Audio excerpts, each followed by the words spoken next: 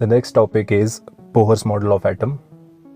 Bohr's model of atom बहुत ही important break through है science में, साइंटिफिक कम्युनिटी में। बोहर्स मॉडल ऑफ एटम जो है वो आपके लिए भी बहुत ज़्यादा इम्पॉर्टेंट है। वो इस तरह से कि 11th क्लास में तो ये है ही है, उसके बाद 12th में भी इसकी बात होगी, और अगर आप एंट्रेंस एग्ज़ाम्स के लिए जाएंगे, जो कि आप में से बहुत सारे लोग जाएंगे, तो उसमें भी जैसे IIT या JEE वगैरह जो है वहाँ पे इलेक्ट्रॉन्स के बारे में बहुत कुछ पूछा जाता है, क्योंकि केमिस्ट्री और फिज़िक्स जो है ये बहुत ज़्यादा डील करती है इलेक्ट्रॉन्स के साथ, और ये जो मॉडल ऑफ एटम है ये इलेक्ट्रॉन्स पे ही बेस्ड है मैक्सिमम, और एटम जो है वो उसके अंदर जो भी मूविंग पार्ट है वो इलेक्ट्रॉन्स ही होते हैं। सो जहाँ भी मॉडल ऑफ एटम की बात होगी वहाँ बोहर्स मॉडल ऑफ एटम के थ्रू क्वेश्चन आ सकते हैं। सो आज का जो टॉपिक है या आज का जो लेक्चर है बहुत इंपॉर्टेंट होने वाला है आपके लिए। इसमें कुछ पोस्टुलेट्स हैं जिनको हम एक एक करके देखेंगे और उनकी मैथमेटिकल इक्वेशंस को भी डिराइव करेंगे। बहुत इंपॉर्टेंट होने वाला है आपके लिए। और यहाँ मैं आपको दोबारा याद करा दूँ कि अगर आप साथ साथ में डेरिवेशंस के साथ साथ में एक बार सुन के और उसके बाद उनको अगर मेरे साथ लिखें तो आपके लिए ज़्यादा अच्छा रहेगा, तभी आपको इन्फॉर्मेशन रिटेन होने वाली है। नहीं तो मुझे लगता है कि जैसे ही ये टॉपिक ख़त्म होगा शायद आपको कुछ भी इन्फॉर्मेशन रिटेन ना रहे अगर आप लिखें ना। सो मैं आपको दोबारा से ये रेकमेंड करूँगा कि आप लिखें और लिखते रहें इस टॉपिक में। पहले समझ लें फिर लिखें। तो अगर हम इस टॉपिक की बात करें, ये Bohr's model of atom. So mister Niels Bohr जो थे उनका साइंटिफिक कम्युनिटी में एक बहुत बड़ा नाम था। इन्हें the man who challenged Einstein भी इन्हें कहा जाता है। इन्होंने बहुत बार जो है साइंटिफिक क्वेरल जो है मिस्टर आइंस्टाइन के साथ, जिनको हर कोई जानता है, उनके साथ इन्होंने बहुत बार चैलेंज किया बहुत सारी टॉपिक्स पे। क्योंकि ये इतना बड़ा नाम था इसीलिए ये उन चैलेंज को कभी कभी रिटेन कर पाए, कभी कभी नहीं भी कर पाए। ऐसा होता रहता है साइंटिफिक कम्युनिटी में, लेकिन ये बहुत बड़ा नाम है साइंटिफिक कम्युनिटी में। और इनके बारे में एक और जो इंटरेस्टिंग फैक्ट है वो ये है कि जो जे थॉमसन थे वो टीचर थे अर्नेस्ट रदरफोर्ड के, और बोहर जो हैं ये स्टूडेंट रहे हैं अर्नेस्ट रदरफोर्ड के। सो ये एक स्टूडेंट और टीचर की चेन है, जे थॉमसन, फिर अर्नेस्ट रदरफोर्ड, फिर बोहर, और तीनों ने ही मॉडल ऑफ एटम दिया और तीनों ने ही जो है नोबेल प्राइज़ जीता। तो ये भी आपके लिए इम्पोर्टेंट फैक्ट है। ओके, सो जो नील बोहर हैं काफ़ी बड़े नाम हैं, इनके बारे में हमने बात की। अब जो इन्होंने मॉडल ऑफ एटम प्रपोज किया वो कुछ इस तरह किया कि जो इसके पोस्टुलेट्स हैं, इसके कुछ 5 या 6 पोस्टुलेट्स हैं, हम उन सबकी एक एक करके बात करेंगे, और मैं आपको अपने हैंड रिटन नोट्स जो हैं वो स्लाइड्स में दिखाता रहूँगा ताकि आप मेरे साथ साथ डेरिवेशंस करते रहें, आपको ये ना लगे कि कौन सा पॉइंट कहाँ से आया। सो जो डेरिवेशन होगी उनके पॉइंट्स की एक्सप्लेनेशन उसके साथ होगी। सो आप मेरे साथ चलते रहें, ध्यान दे के इस टॉपिक को पढ़ें, क्योंकि अगर आप ध्यान नहीं देंगे इस टॉपिक में तो आपके लिए थोड़ा मुश्किल हो जाएगा। और आपके लिए अगर कभी आपको न्यूमेरिकल सॉल्व करना पड़े किसी एग्ज़ाम में तो वो आपके लिए मुश्किल हो जाएगा इस टॉपिक के रिलेटेड जो भी न्यूमेरिकल होगा। सो मैं आपको दोबारा रेकमेंड करूँगा कि पूरा ध्यान दें, और मैं आपको कुछ फॉर्मूलाज भी दूंगा इस टॉपिक के एंड में, ताकि आप उन फॉर्मूलाज को मेमोराइज़ कर सकें, और जब भी कुछ ऐसा न्यूमेरिकल आए जिसमें आपको कोई भी उनमें से जो है एंटिटी को कैलकुलेट करना पड़े तो आप बहुत आसानी से कर सकें। Okay, so let us dive in to the topic. The first postulate that Mr. Neil Bohr gave was atom has a center called nucleus. ये जो postulate है ये common postulate है। इससे पहले जो रदरफोर्ड थे उन्होंने भी सेम postulate दिया था कि जो एटम है वो उसके सेंटर में एक बहुत ही हार्ड एंड डेंस पार्ट होता है जिसे न्यूक्लियस कहते हैं। और इनफैक्ट उन्होंने प्रूव भी किया था ये अपने गोल्डफॉइल एक्सपेरिमेंट से, जिसकी हम बात कर चुके हैं इससे पहले। लेकिन अब जो दूसरा पोस्टुलेट आएगा ये पोस्टुलेट थोड़ा अलग है उनसे। जो जे थॉमसन थे उन्होंने कहा था कि जो इलेक्ट्रॉन्स हैं वो घूमते हैं न्यूक्लियस के अराउंड एक ऑर्बिटल में। उन्होंने सिर्फ इतना कहा था कि एक ऑर्बिटल कहीं होता है और उसमें वो घूमते हैं। लेकिन नील बोहर ने इसे और क्लैरिफाई किया और ज़्यादा इसके करीब आए। तो जो दूसरा पोस्टुलेट है वो ये कहता है कि electron revolves only in fixed orbital and fix energy in a fixed velocity. Okay, so अगर हम फिर बात करें इस बारे में तो ये क्या कहते हैं कि जो इलेक्ट्रॉन है वो एक फिक्स्ड ऑर्बिटल में घूमते हैं जिनकी एक फिक्स्ड एनर्जी होती है और एक फिक्स्ड वेलोसिटी होती है। ओके, सब कुछ फिक्स्ड होता है, ऐसा नहीं है कि हर एक अलग इलेक्ट्रॉन कहीं भी घूम रहा है और किसी भी वेलोसिटी से घूम रहा है, ऐसा नहीं होगा। कुछ ग्रुप्स ऑफ इलेक्ट्रॉन होंगे जिनकी सेम ही एनर्जी होगी, वो सेम ही वेलोसिटी से घूम रहे होंगे और वो सेम ऑर्बिटल में होंगे, और जो उसके अलावा दूसरे इलेक्ट्रॉन्स होंगे वो अलग वेलोसिटी से घूम रहे होंगे, लेकिन जो उनका ग्रुप होगा उनके ग्रुप में जो ये तीन चीज़ें हैं, वेलोसिटी, एनर्जी और ऑर्बिटल, ये कॉमन होगी। तो इसे ऐसे समझने की कोशिश करें कि एक ऑर्बिटल में जितने भी इलेक्ट्रॉन होंगे उनकी एनर्जी, वेलोसिटी और उनका जो ऑर्बिटल है ऑब्वियसली वो सेम ही होगा। ओके, सो कुछ इस तरह से उन्होंने सेकंड पोस्टुलेट दिया। अब the most important postulate of his atom, structure of atom, वो अब आएगा जिसे हम कहते हैं रूल ऑफ क्वांटाइजेशन या फिर क्वांटाइजेशन कंडीशन। बहुत इंपॉर्टेंट है, बहुत इंपॉर्टेंट है, बहुत इंपॉर्टेंट है। आप ध्यान से देखें, जो क्वांटाइजेशन कंडीशन है ये क्या कहती है? Electrons revolve only in the circular orbital for which the angular momentum, जिसे हम कैपिटल एल से डिनोट करते हैं, is integral multiple of h upon 2π। Okay, एक बार फिर से बताऊंगा आपको, क्वांटाइजेशन कंडीशन क्या कहती है? Electrons revolve only in those circular orbitals for which the angular momentum L is integral multiple of h by 2π। कुछ चीज़ें हैं यहाँ पे, पहले उनकी बात कर लेते हैं। जो h है वो प्लैंक्स कांस्टेंट होता है। प्लैंक्स कांस्टेंट क्या होता है? वो एक कांस्टेंट है जो हमें मिला है लाइट की थ्योरी से। मिस्टर मैक्स प्लैंक थे, उन्होंने ये दिया था। हम उसकी बात बाद में करेंगे, फिलहाल आप ये याद रखें कि ये कांस्टेंट होता है, इसकी वैल्यू जो है हम उसकी बाद में बात करेंगे। तो जो ये थर्ड पॉइंट है क्वांटाइजेशन कंडीशन, ये क्या कहता है? Electrons revolve in a circular orbital for which the angular momentum L is integral multiple of h by 2π। अब ये इंटीग्रल मल्टीपल क्या है? इंटीग्रल मल्टीपल होता है कोई भी इंटीजर।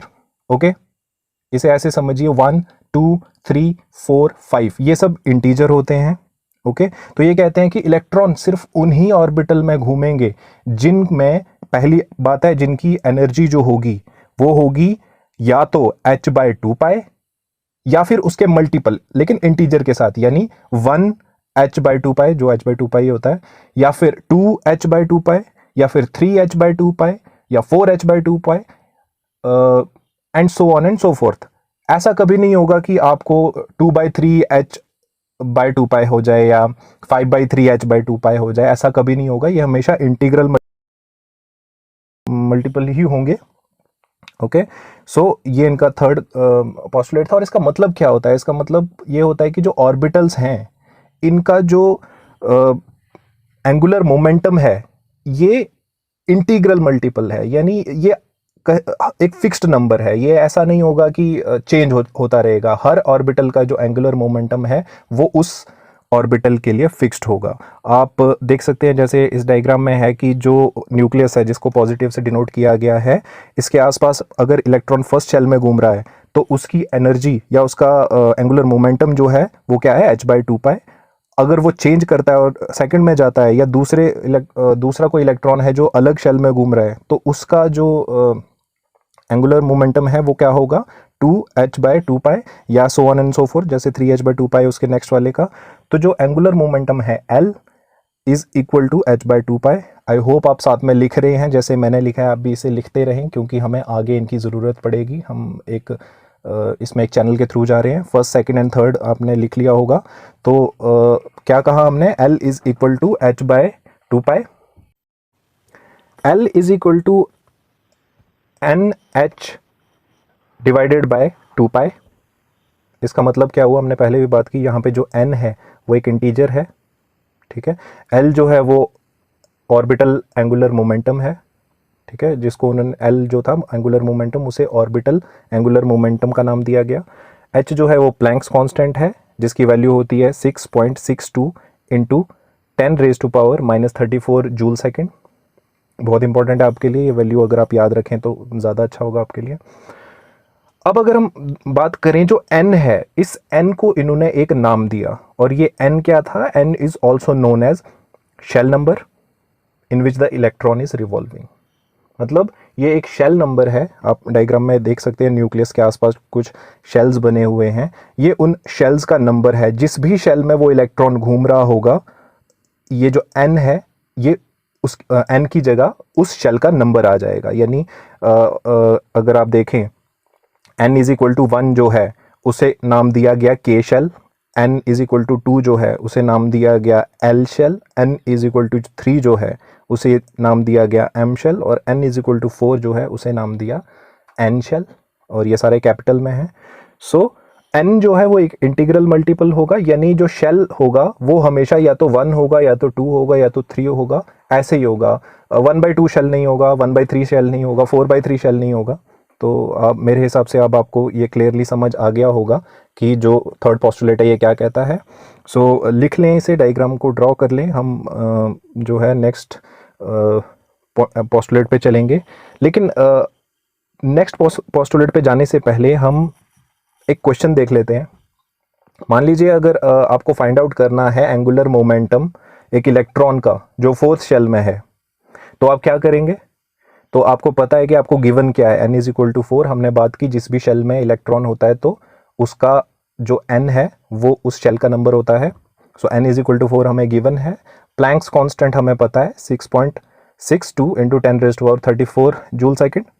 L आपको निकालना है क्योंकि आपको ऑर्बिटल एंगुलर मोमेंटम जो है वो फाइंड आउट करना है। तो आप सिंपली इक्वेशन जो है वो पुट कर लेंगे, L is equal to N H upon 2 pi, pi की आपको वैल्यू पता होगी 3.14, और अगर आप सारी वैल्यूज़ को इसमें डाल देते हैं और कैलकुलेट करते हैं तो आपको एंगुलर मोमेंटम मिल जाता है, एज सिंपल एज दैट। तो एक बेसिक सा न्यूमेरिकल है, कभी कभी जो है आपके एग्ज़ाम में बेसिक ही न्यूमेरिकल आ जाते हैं। सो ये जो है ये एक एग्जाम्पल है अगर आपको एंगुलर मोमेंटम निकालना हो उसकी। अब आपको एंगुलर मोमेंटम निकालना तो आ गया, इसके बाद हम बात करेंगे एंगुलर मोमेंटम की। नेक्स्ट पोस्टुलेट से जाने से पहले हम एंगुलर मोमेंटम के बारे में जान लेंगे। एंगुलर मोमेंटम जो है, अगर आप में से बहुत सारे बच्चों ने अगर फिज़िक्स भी पढ़ी होगी तो फिज़िक्स जो है उसमें आपको ज़्यादा अच्छे से पता लगेगा एंगुलर मोमेंटम, लेकिन यहाँ जितनी हमारी अंडरस्टैंडिंग के लिए ज़रूरत है हम उसकी बात करेंगे। Angular momentum of an electron is the vector product of its momentum and radius of the orbital it is revolving इन। इसका मतलब ये हुआ कि वेक्टर क्वांटिटी होती है ये एक, और एंगुलर मोमेंटम जो है वो प्रोडक्ट होता है किसका? एंगुलर मोमेंटम का of an electron with the radius of the orbital it is revolving इन। अगर आप डायग्राम में देखें तो जो इलेक्ट्रॉन है वो एक सर्कुलर ऑर्बिटल में घूम रहा है v वेलोसिटी के साथ, और जो रेडियस है जिस ऑर्बिटल में घूम रहा है उसका रेडियस है r। ओके, सो अगर डेफिनेशन के हिसाब से चलें तो एंगुलर मोमेंटम जो है वो क्या बन जाएगा? L is equal to R vector cross p vector, जहाँ पे L जो है वो एंगुलर मोमेंटम है, P जो है वो मोमेंटम है, ठीक है, और जो रेडियस है वो r है। तो हमें पता है, we know that momentum is equal to mass into velocity, ठीक है। तो अगर मोमेंटम को हम लिख लें P is equal to mv तो गलत नहीं होगा। और इस इक्वेशन को अगर हम जो है इक्वेट कर दें पहले वाली इक्वेशन में जो हमारी थी एंगुलर मोमेंटम इनटू रेडियस वाली, तो क्या बन जाएगा? L vector is equal to r vector into mv। Now taking out x by multiplying angle between r vector and mv जो कि मोमेंटम है, which is 90 degree and denoted by sine theta. मतलब जो एंगल है, अगर आप diagram में देखें, जो एंगल है बिटवीन v एंड r वो कितना है? वो है 90 डिग्री।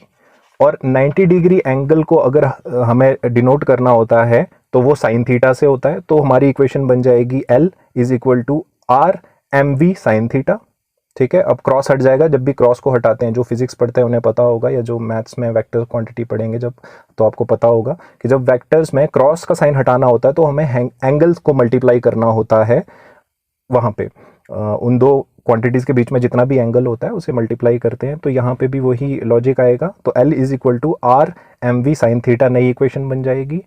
और साइन थीटा की वैल्यू होती है 1, ये आप याद कर लें, आपके लिए ज़्यादा अच्छा होगा। तो जो साइन थीटा है उसकी वैल्यू 1 होती है। अगर हम साइन थीटा की वैल्यू इस इक्वेशन में डाल दें तो हमें क्या मिल जाएगा, L is equal to M V R.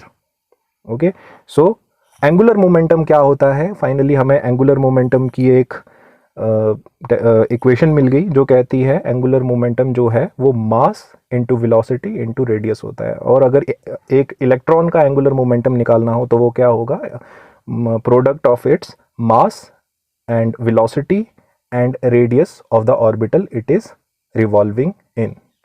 Okay, वापस आएंगे बोहर्स पोस्टुलेट पे।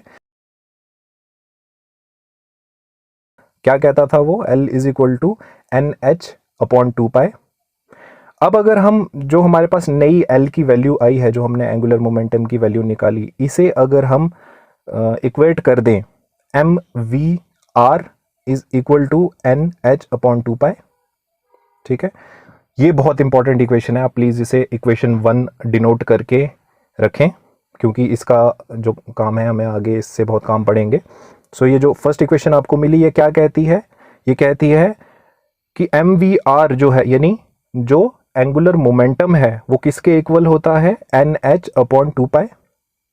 ठीक है, और इसी इक्वेशन को क्या कहते हैं, इसी इक्वेशन को कहते हैं एंगुलर मोमेंटम ऑफ ऑर्बिटल की इक्वेशन। ठीक है, अगर आपको एंगुलर मोमेंटम निकालना होगा किसी भी इलेक्ट्रॉन का तो आपको ये इक्वेशन यूज करनी पड़ेगी।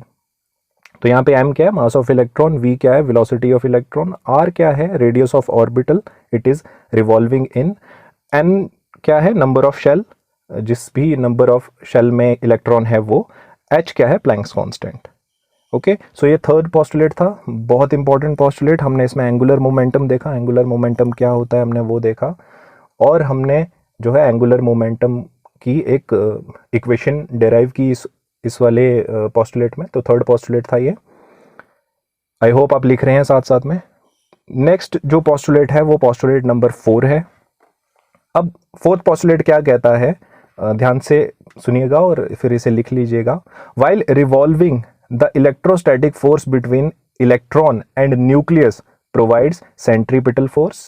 अगर आपको याद आए, हमने बात की थी रदरफोर्ड के मॉडल ऑफ एटम में, कि जब हमने उसके डीमेरिट्स की बात की थी तो उन्होंने कहा था कि हर टर्न पे जो है इलेक्ट्रॉन जो है वो क्या करता है, एनर्जी लूज करता है। उन्होंने वो कहा था वहाँ पे, उन्होंने वो नहीं कहा था, उनका डीमेरिट था ये कि हमने कहा था कि वो हर टर्न पे एनर्जी लूज करेगा तो फिर वो घूमता कैसे रहेगा। ये उसी चीज़ को यहाँ पे इन्होंने जो है इलस्ट्रेट किया है। वो मॉडल ऑफ एटम उसे प्रूव नहीं कर पाया था, ये मॉडल ऑफ एटम जो है उसे प्रूव कर दिया कि जो एटम है वो स्टेबल कैसे रहता है। तो जो फोर्थ पॉइंट है ये स्टेबिलिटी ऑफ एटम को प्रूव करता है, जो उसका डीमेरिट था वो इसका मेरिट है।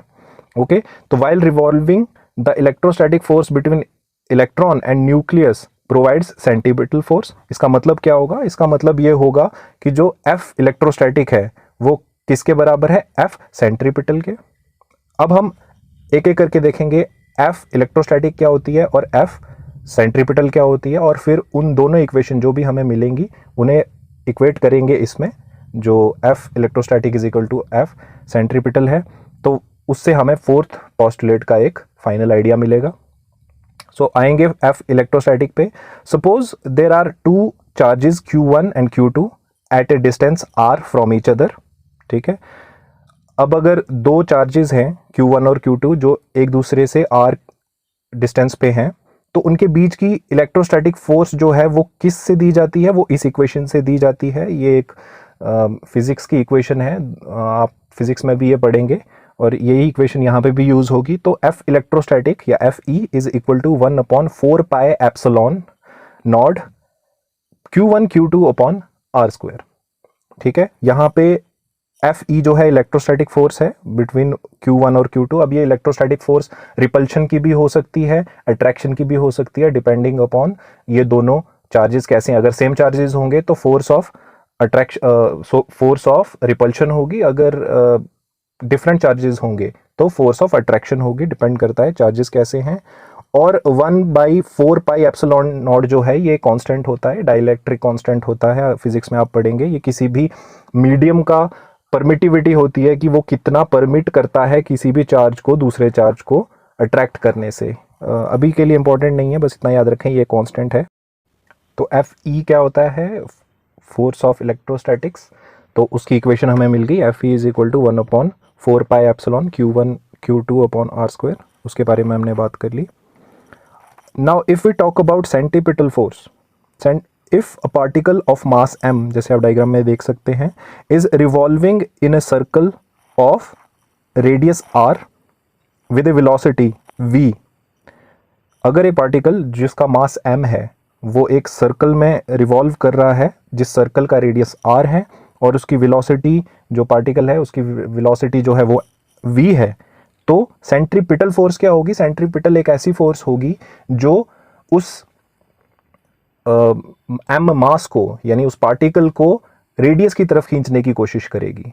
ओके, अंदर की तरफ खींचने की कोशिश करेगी। वेलोसिटी उसे बाहर के लिए पुश कर रही है और जो सेंट्रीपिटल फोर्स है उसे अंदर की तरफ खींचेगी। ओके, तो सेंट्रीपिटल फोर्स का क्या फॉर्मूला होगा?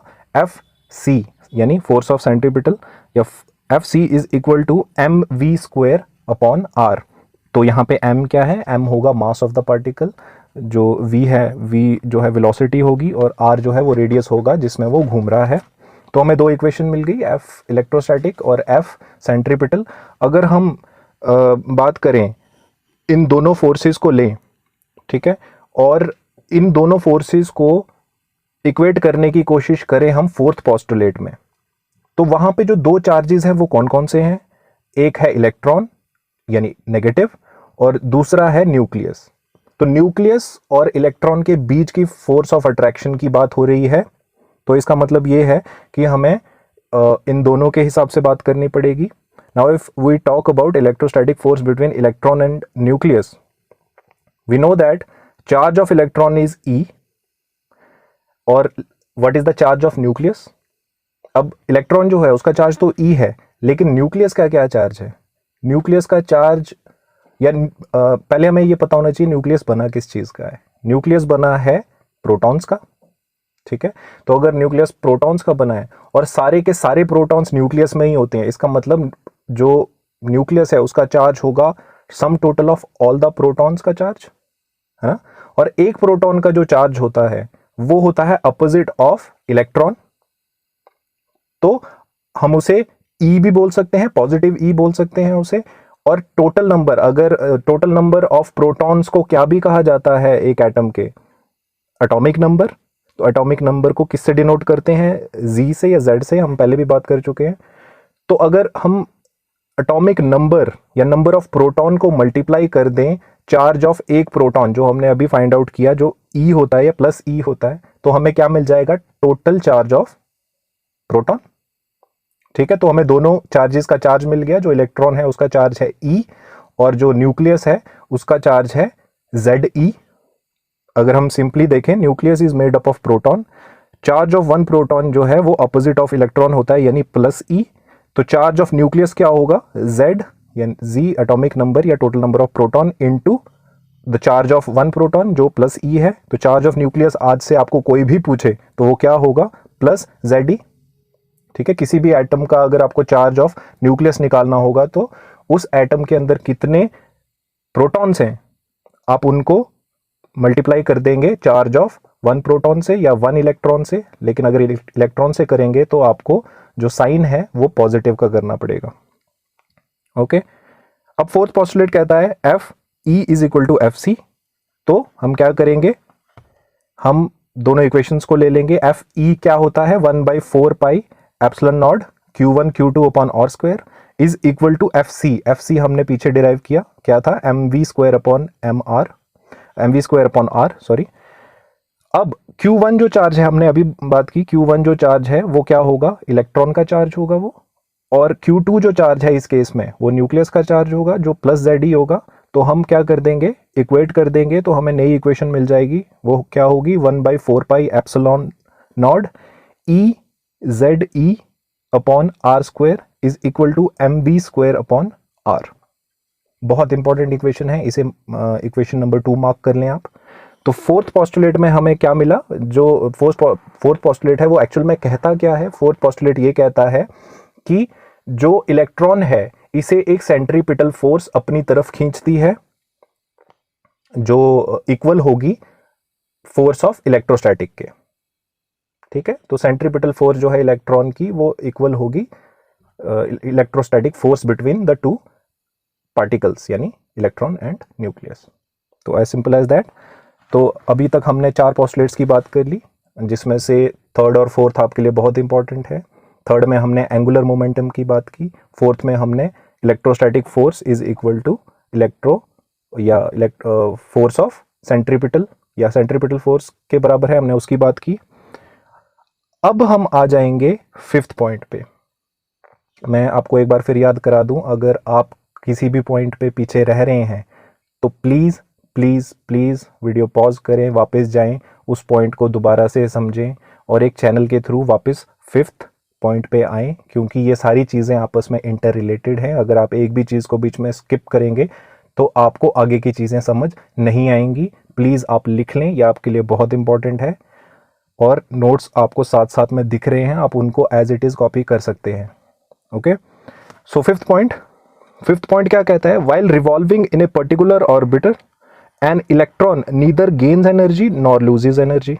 ओके, जब इस पॉइंट को ध्यान से समझिएगा, ये कहता है कि जब एक इलेक्ट्रॉन सेम ऑर्बिटल में घूम रहा होता है तो उस टाइम वो एनर्जी ना गेन करता है ना लूज करता है। ओके, जब वो एक ही ऑर्बिटल में, मान लीजिए अगर वो एक में घूम रहा है तो वो अगर एनर्जी गेन करता है तो वो एक में नहीं रहेगा। ओके, या पहली बात है वो एनर्जी गेन ही नहीं करेगा सेम ऑर्बिटल में रहते हुए। Okay, energy of a shell is fixed, हमने पहले भी बात की, जो शेल है उसकी एनर्जी फिक्स्ड होगी। और शेल जो है उन्हें अब एक नया नाम दे दिया गया, जो मिस्टर नील बोहर है उन्होंने इन्हें एक नया नाम दिया। वो क्या दिया? Stationery energy level. स्टेशनरी का मतलब होता है सेम रहने वाली चीज। इसका मतलब हर एनर्जी लेवल का जो एनर्जी है वो हमेशा फिक्स्ड रहेगी, इसका ये मतलब है। मतलब एनर्जी लेवल जो है किसी भी शेल का वो चेंज नहीं होगा, वो हमेशा सेम रहेगा। हाँ, उसके ऊपर एक्स्ट्रा एनर्जी वाले हो सकते हैं या उससे नीचे कम एनर्जी वाले हो सकते हैं, लेकिन जो same n is equal to मान लीजिए 2 है तो उसकी जो भी एनर्जी है वो हमेशा उतनी ही रहेगी। हम उसकी बात करेंगे कि इस शेल की कितनी एनर्जी होती है, मैं आपको एक डायग्राम के थ्रू बता दूंगा और आप प्लीज़ उसे मेमोराइज कर लीजिए अगर हो सके तो। अगर नहीं भी मेमोराइज कर सकते तो आप उसे लिख के रख लीजिए ताकि आपके वो आगे काम आए, क्योंकि ये बहुत इंपॉर्टेंट चीज़ें हैं सारी, ये आपके एंट्रेंस एग्जाम के पॉइंट ऑफ व्यू से बहुत इंपॉर्टेंट है। ओके, सो स्टेशनरी एनर्जी लेवल्स, इनकी एनर्जी हमेशा सेम रहती है। तो फिफ्थ पॉइंट क्या कहता है? जो ऑर्बिटल है वो हमेशा सेम एनर्जी का होता है, उसकी एनर्जी कभी भी फ्लक्चुएट नहीं करती। हाँ, उससे हायर एनर्जी के ऑर्बिटल हो सकते हैं, उससे लोअर एनर्जी के ऑर्बिटल हो सकते हैं, लेकिन उसकी अपनी एनर्जी कभी फ्लक्चुएट नहीं करेगी। और इलेक्ट्रॉन जो है वो जब तक उस ऑर्बिटल में रहेगा ना एनर्जी गेन करके रहेगा ना लूज करके रहेगा, वो हमेशा फिक्स्ड एनर्जी के साथ उस ऑर्बिटल में रहेगा। ये फिफ्थ पॉइंट है, आप इसे नोट डाउन कर लीजिए। नेक्स्ट जो पोस्टुलेट है, पोस्टुलेट नंबर 6, ये लास्ट पोस्टुलेट है इस थ्योरी का और बहुत इंपॉर्टेंट है, ये सारी कड़ियों को जोड़ेगा आपस में और हमें एक फाइनल मॉडल ऑफ एटम जो है उसके पोस्टुलेट्स मिल जाएंगे। अब जो सिक्स्थ पोस्टुलेट है ये इंपॉर्टेंट इसलिए भी है क्योंकि इसने बहुत सारी ऐसी चीज़ें प्रूव की जो पहले के मॉडल ऑफ एटम जो हैं वो प्रूव नहीं कर पाए थे। सिक्स्थ जो पॉइंट है ये आपको कॉन्ट्रेरी टू फिफ्थ लगेगा, मतलब उससे अपोजिट लगेगा, लेकिन इसकी एक एक्सप्लेनेशन है। Okay, electrons can accept and lose energy but, ठीक है। अब ये फिफ्थ पॉइंट क्या कहता था? इलेक्ट्रॉन जो है वो गेन या लूज नहीं कर सकते एनर्जी, लेकिन वो कहाँ नहीं कर सकते? सेम शेल में जब तक रहेंगे। लेकिन ये कहता है कि अगर इलेक्ट्रॉन्स एनर्जी गेन करते हैं या लूज करते हैं तो वो कर सकते हैं, लेकिन फिर वो उस सेम शेल में नहीं रहेंगे। तो अगर वो गेन करते हैं एनर्जी तो वो हायर एनर्जी लेवल पे चले जाएंगे, ठीक है, जिसे कहा जाएगा एक्साइटेशन ऑफ इलेक्ट्रॉन। और अगर वो लूज करते हैं एनर्जी तो वो लोअर ऑर्बिटल में चले जाएंगे या लोअर शेल में चले जाएंगे और उसे कहा जाएगा de excitation. But it cannot remain in the same shell after gaining और लूजिंग एनर्जी, मतलब वो सेम शेल में नहीं रह सकते। फिर एक बार उन्होंने एनर्जी गेन की तो वो सेम शेल में नहीं रह सकते, या तो वो अपर शेल में चले जाएंगे या तो वो लोअर शेल में चले जाएंगे, यानी हायर एनर्जी शेल में चले जाएंगे या तो लोअर एनर्जी शेल में चले जाएंगे, डिपेंडिंग अपॉन उन्होंने गेन किए या लूज किए, लेकिन वो सेम एनर्जी लेवल में नहीं रहेंगे। और बहुत इंपॉर्टेंट बात, इलेक्ट्रॉन कैन ओनली गेन और lose energies which will either put them on higher energy shell और लोअर एनर्जी शेल।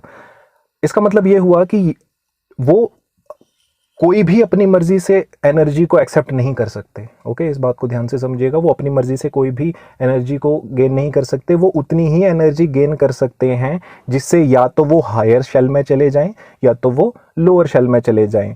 ऐसा नहीं हो सकता कि वो बीच में कोई एनर्जी लेके बीच में फंस जाएं। फॉर एग्जाम्पल, अगर हम एग्जाम्पल की बात करें, मान लीजिए आप 11th क्लास में हैं, ओके, आपको पास होके 12th क्लास में जाना है, तो आपको इतनी एनर्जी या इतनी नॉलेज गेन करनी पड़ेगी कि आप 12th में चले जाएं। आप अपनी मर्जी से उतनी सी नॉलेज नहीं गेन कर सकते कि आप 11.5 क्लास में चले जाएं, ऐसा नहीं होगा। कोई स्कूल सिस्टम में जो है 11.5 क्लास नहीं होती, ठीक है। जैसे हमने इसमें बात की कि इसमें इंटीग्रल मल्टीपल होते हैं, 1 2 3 4 5 इस तरह के इंटीग्रल मल्टीपल होते हैं। तो वैसे ही स्कूल में भी इंटीग्रल मल्टीपल होते हैं क्लासेस के। आपको कोई भी 3.5 क्लास नहीं मिलेगी या 1/4 to 4 क्लास नहीं मिलेगी, ओके, आपको 1st 2nd 3rd क्लास ही मिलेंगी। तो अगर आपको 11th से 12th में जाना है तो आपको उतनी नॉलेज गेन करनी पड़ेगी जितनी 12th के लिए रिक्वायर्ड है। और अगर आपको 11th से 10th में जाना है, जो कि हाईली अनलाइकली है, लेकिन अगर किसी को जाना हो तो आपको 10th की एनर्जी लेवल पे आना पड़ेगा। आप ज़्यादा नहीं जान सकते उनसे। मान लीजिए अगर आपको 11th से 5th क्लास में वापस जाना है, हाइपोथेटिकली अगर आपको वापस जाना हो, तो आप 12th की नॉलेज का क्या करेंगे 5th में? आपको 5th के लेवल के बच्चे की तरह सोचना पड़ेगा।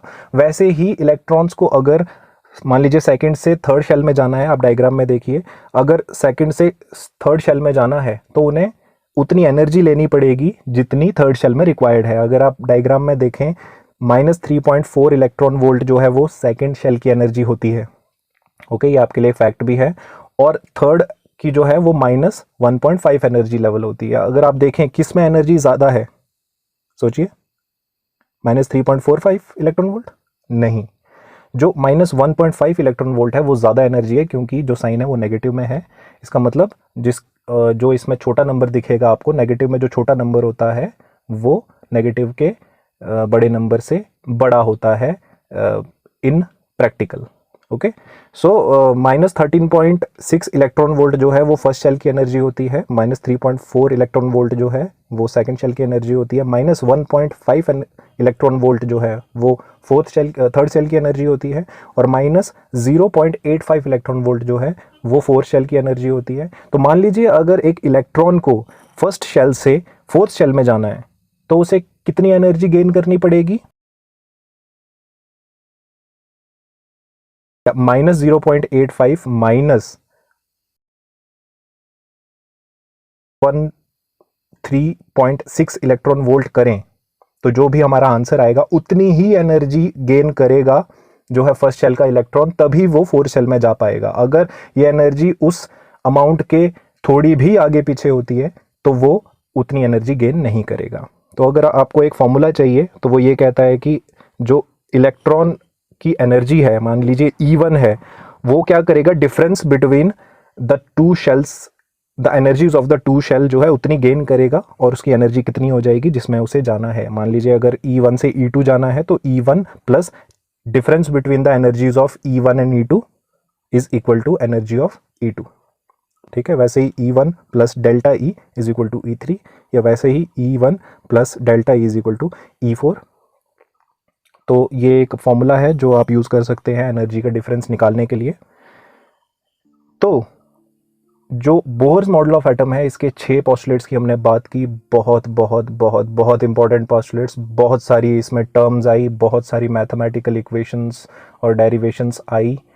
आई होप आप सारी डेरिवेशंस और इक्वेशंस को साथ साथ में लिख रहे थे। अगर आपको समझ नहीं आता तो प्लीज़ इस वीडियो को रिपीट पे देखें, 4 बार देखें, 5 बार देखें, लेकिन इन इक्वेशंस को और इन पोस्टुलेट्स को अच्छे से याद कर लें, अच्छे से समझ लें, और इनमें जो भी इक्वेशंस आई हैं आप उन्हें नोट डाउन कर लें। मैं आपको फार्मूलाज की भी कुछ इक्वेशंस लास्ट में दे दूंगा, आप उन इक्वेशंस को अपनी कॉपी में कहीं ना कहीं लिख लें, वो आपको कैलकुलेशंस में बहुत काम आएंगी। मान लीजिए आपको आगे ऑब्वियसली बहुत सारे आप में से जो हैं वो एग्ज़ाम्स देंगे एंट्रेंस के, तो एंट्रेंस में कैलकुलेशन के लिए आपको जो इक्वेशंस काम आएंगी, मैं लास्ट पेज पे वो इक्वेशंस कुछ लिख दूंगा इस चैप्टर के रिलेटेड जो हैं, तो आप उन्हें भी लिख लें और उन्हें मेमोराइज़ करने की कोशिश करें, तो आपके लिए लाइफ काफ़ी ईजी हो जाएगी। सो ये पोस्टुलेट थे 6 जिसमें हमने बात की। जो बोहर थे, mister Niels Bohr, brilliant scientist, उन्होंने कुछ 6 पोस्टुलेट्स दिए जिनमें उन्होंने स्टेबिलिटी जो है वो कैसे होती है उसको प्रूव किया, जो हमारा पोस्टुलेट था, जिसमें उन्होंने 5th पोस्टुलेट में बताया कि कैसे वो न्यूक्लियस के आसपास चीज़ें घूमती हैं और क्यों उसमें स्ट्राइक नहीं करती, क्योंकि इलेक्ट्रोस्टैटिक फोर्स जो है वो बैलेंस करती है सेंट्रीपिटल फोर्स को। तो वो जो न्यूक्लियस है वो पूरी तरह से इलेक्ट्रॉन को अपने अंदर नहीं समा लेता है, इसीलिए तो वो एक बैलेंस क्रिएट करता है। उन्होंने रूल दिया क्वांटाइजेशन कंडीशन का, जिसमें उन्होंने ऑर्बिटल एंगुलर मोमेंटम के बारे में बात की, हमने उसको डिराइव किया, अलग अलग जो है वैल्यूज़ उसमें पुट करके हमने उसे डिराइव किया। फिर हमने 4th में, जैसे हमने पहले बात की, इलेक्ट्रोस्टैटिक फोर्स जो है वो इक्वल होती है सेंट्रीपिटल फोर्स के, जो इलेक्ट्रॉन और न्यूक्लियस के बीच में होती है, हमने उसकी बात की और उसे भी डिराइव किया। 5th जो हमारा पोस्टुलेट था, हमने स्टेशनरी एनर्जी लेवल्स की बात की, उसमें एनर्जी लेवल जो है वो स्टेशनरी एनर्जी के होते हैं जो चेंज नहीं होते। और 6th में हमने बताया कि एनर्जी अगर गेन करता है कोई इलेक्ट्रॉन या लूज़ करता है तो वो सेम शेल में नहीं रहेगा, वो या तो हायर एनर्जी लेवल या लोअर एनर्जी लेवल में चले जाएगा। हमने एनर्जी लेवल्स की बात की, एनर्जी लेवल को किस किस तरह के होते हैं अलग अलग लेवल पे हमने बात की। 1st, 2nd, 3rd, 4th level के एनर्जीज़ की हमने उनका एक नंबर भी आपको दे दिया। तो ये यहाँ पे हमारा कमेंट्स होता है Bohr's model of atom. I hope आपको बहुत अच्छे से समझ आया हो। अगर आपको समझ ना आया हो तो आप प्लीज़ रिपीट करें, और मैं चाहूँगा कि आप इस टॉपिक को बार बार देखते रहें, क्योंकि ये आपके लिए बहुत इंपॉर्टेंट है। और नेक्स्ट जो आपको स्लाइड दिखेगी वो कुछ फॉर्मूलाज होंगे जो आपके लिए इंपॉर्टेंट है इस चैप्टर के, तो प्लीज़ आप उन्हें ज़रूर देखें और लिख लें। तो मिलते हैं नेक्स्ट टॉपिक में। नेक्स्ट टॉपिक जो है हमारा वो हाइड्रोजन स्पेक्ट्रम होगा, तो वहाँ पे बात करेंगे हम। मिलते हैं आपको नेक्स्ट चैप्टर में। Till then keep studying and have a good day.